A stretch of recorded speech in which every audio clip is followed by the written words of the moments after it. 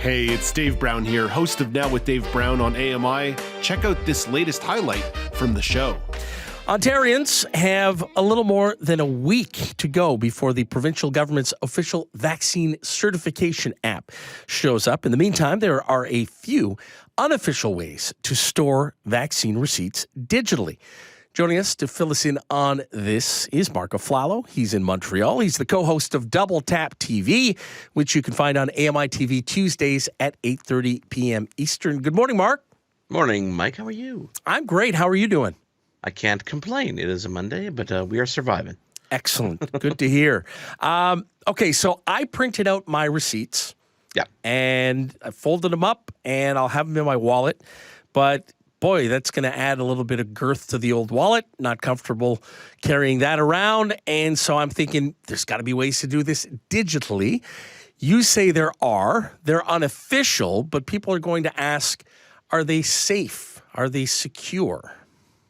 Well, the short answer to that is they are as secure as that QR code at the end of the day. And based on my experience here in Quebec, we've been using a vaccine passport now for 2 weeks, although it's official. There are many unofficial ways to do it. And the QR code itself carries, three basic pieces of information: your name, your date of birth, and whether or not you are vaccinated. So that information is pretty much public record, and at the end of the day is absolutely completely safe. So no matter what information you copy over to a digital form, it is completely safe. There's no way that anybody can use that to hack or steal your identity.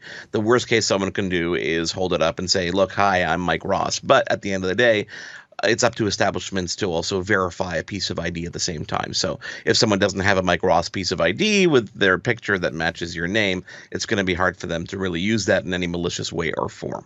Yeah, nobody's faking that either. I promise you. Nobody is pretending. Okay, let's start with one of the sources here. This is one that's called a website called Vaccination Receipt to Wallet. So what information do you need in advance for that? Okay, so this is pretty simple. Number one, that paper that you printed. So when you went to log on to the Ontario website, you had to give your health card number. You had to give probably your date of birth, and of course, maybe even one of the dates of vaccinations to pull up your actual QR code and record. That's all you need, because they just want you to upload a PDF. And what it does is it takes that PDF and it converts that QR code from the paper form into just a digital version that can be scanned on your phone. The cool part about this is because it's open source and there's a whole community of people that are contributing to it, they make it really good. So what they've done is they've allowed, for now only on Apple devices, I know you're going to ask that question after, it will be coming to Google devices. They are working on that, but it allows you to store it to the Apple Wallet. Now, if you've never used the Apple Wallet, it's actually a very, very cool place to store not only payment cards and information, but also things like gift cards and membership cards, so that when you actually, as you can see on the screen now, we're holding up, you just double click the side button if that's the shortcut that you've enabled, and your wallet will come up, and what it does is it brightens your screen entirely so that scanners can scan it easily, and it displays that QR code just like you would on paper. But as you said, no girth in the wallet, and it's pretty convenient for you to have there. So it's really just a simple way of just uploading the PDF that you already have and turning that into a form that your device can read and turn into one of these little cards. Okay. A second device. Now, you mentioned that it's an Apple thing right now. Let's talk a little bit about a QR code company called Candor.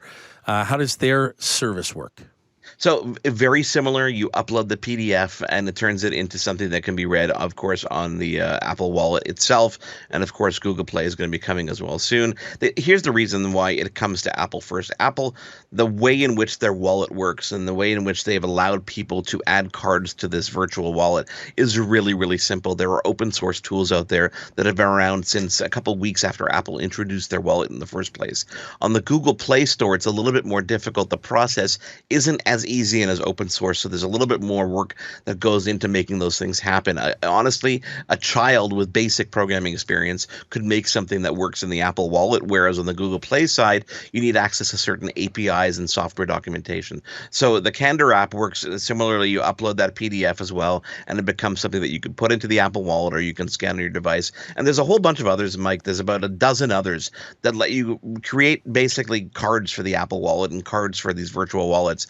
And and they work in the same way. You can even take a picture of that QR code and store that as a photo on your device, and that'll work as well, as long as the screen can get bright enough and you can hold that for someone to scan. It will scan if you take a really good quality picture of it. Some people are even saving the PDF to the Notes app on your phone and pulling that up so they don't have to carry the paper around as well, which is a pretty cool solution as well.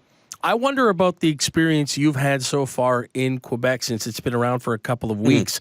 And I ask that because I in Ontario, it was made clear by the government that they were not going to outsource the production of their app. They were going to do it themselves within the government. And that had a lot of people just sort of scratching their heads saying, isn't this the government that's gotten things wrong by 3 to 4 weeks every step of the way on this? Should the government be the ones entrusted with creating this app? You think back to, the beginnings of Obamacare, for example, in the United States, where they created that website, and it was just a disaster of a rollout just from an IT standpoint. So I just wonder about the experience you've had in Quebec with the app that they had created for vaccine passports there. So, I mean, they call the app VaxiCode, which is whatever. I mean, the process was quite simple. You just take a picture and it does what all these other apps are doing. But they, of course, are an authorized, app for the government. The government did outsource it here in Quebec. They spent a whole lot of money. Someone's definitely raking in some cash on the creation of this app, but they didn't take it in their own hands because they know they don't have the expertise to do it. The experience itself in using the app has been very seamless. It's right there. It actually doesn't store it in the Apple Wallet, which is something that I thought might actually happen, because one of the benefits there is a proximity and a location awareness. Whereas when, for example, when I'm near a Pharmaprix or a Shoppers Drug Mart, my Apple Wallet will know that I'm there. So it'll say, hey, do you want to pull this card out? So it does help you speed up the process. But here's the downside so far in Quebec is that until today, it has not been 100% mandatory. And when I say mandatory, as of today, they're fining people for not checking this.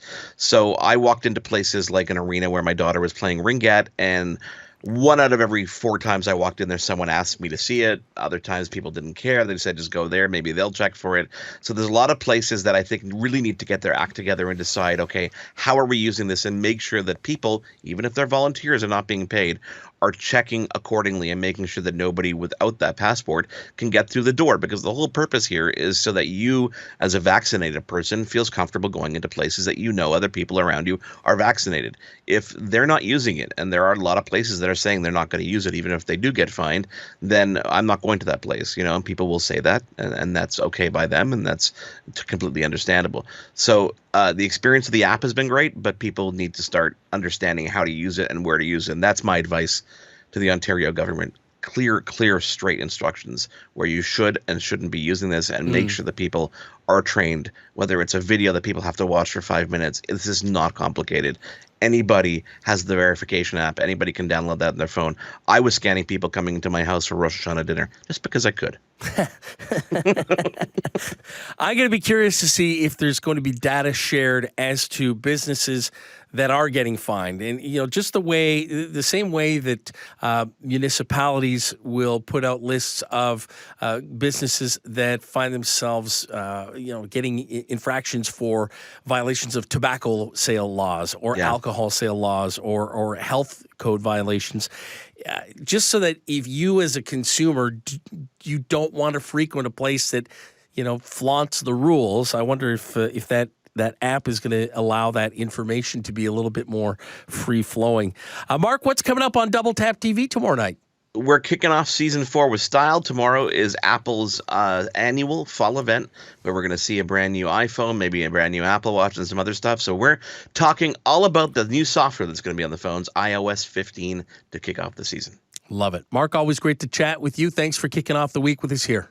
Thanks, Mike. All right, Marc Aflalo, co-host of Double Tap TV, joining us from Montreal this morning. Do you want to dive into more conversations like this? Watch Now with Dave Brown weekdays at 9 a.m. Eastern on AMI TV, or download the podcasts wherever you listen.